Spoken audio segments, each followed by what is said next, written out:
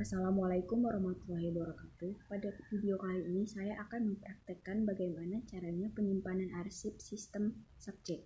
Di sini saya mengambil satu surat sebagai contoh untuk praktik dalam penyimpanan sistem subjek. Sebelum itu, apa sih sistem subjek itu? Jadi sistem subjek itu adalah sistem penyimpanan dan penemuan kembali arsip surat yang disusun berdasarkan pengelompokan masalah atau subjek pada surat. Yang pertama, kita memeriksa surat. Yang kedua, kita mengisi lembar disposisi surat untuk memastikan apakah surat sudah selesai diproses atau belum. Contohnya seperti surat penawaran barang ini. Dapat diartikan surat tersebut subjeknya adalah perekonomian dan pemasaran. Nah, kita isi dulu lembar disposisinya. Penawaran kita buat bagian perihal sesuai dengan isi surat tersebut. Kemudian kita isi asal surat yang mengirimkan surat, lalu kita mengisi tanggal dari surat.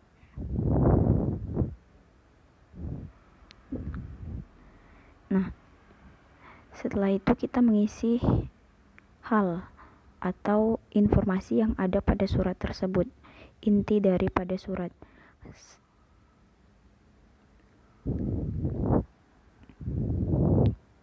Jadi ini masalahnya di dalam surat ini adalah pemasaran karena berkaitan dengan penawaran barang berupa televisi dan lemari. Jadi masalah-masalah utama dalam sistem penyimpanan subjek ini umumnya itu ada 3. Yang pertama kepegawaian, yang kedua keuangan, dan yang ketiga pemasaran. Ini nanti akan kita lihat pada daftar klasifikasi di bagian selanjutnya. Pada bagian ini kita memeriksa surat, kemudian mengisi lembar disposisi terlebih dahulu. Nah, setelah selesai, surat disatukan seperti ini. Ini lembar disposisinya kebesaran karena membuat manual. Nah, setelah itu dimasukkan ke dalam map, kemudian dilaporkan dan untuk mendapatkan instruksi apakah surat bisa dilanjutkan.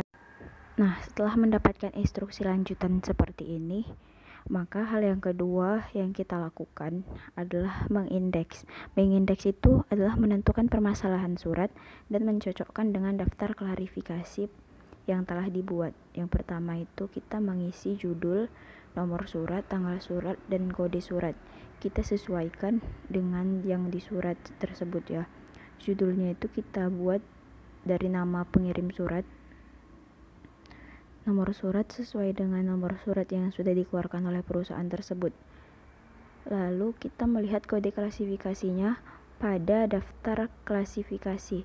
Surat ini adalah surat penawaran, jadi kodenya adalah C1. Masuk ke perdagangan. Karena sub masalah dari perdagangan ini ada penawaran, jadi kodenya adalah C1.1. Seperti ini jika dituliskan kurang lebih.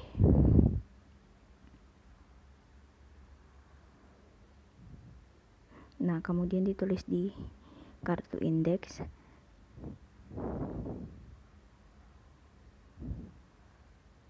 Setelah itu kita menulis kodenya di surat. Kita nulis pakai pensil. Setelah mengkode surat, menuliskan kode pada surat sesuai dengan daftar klasifikasi subjeknya. Selanjutnya kita akan mengisi buku arsip. Nah, buku arsip ini juga sama. Kita hanya tinggal memindahkan yang tertera pada lembar disposisi dan kartu indeks untuk mengisi buku arsip. Dan kode klasifikasinya juga sama. Kemudian surat ini disusun dan dimasukkan ke dalam map. Seharusnya ini mapnya pakai perforator untuk melubangi, tapi karena di sini masih belum ditemukan, jadi dimasukkan ke dalam map tersebut seperti ini, dan map sudah siap disimpan di filing kabinet sesuai dengan subjeknya. Demikian video yang dapat saya perbuat. Atas segala kekurangan dan keterbatasan saya mohon maaf.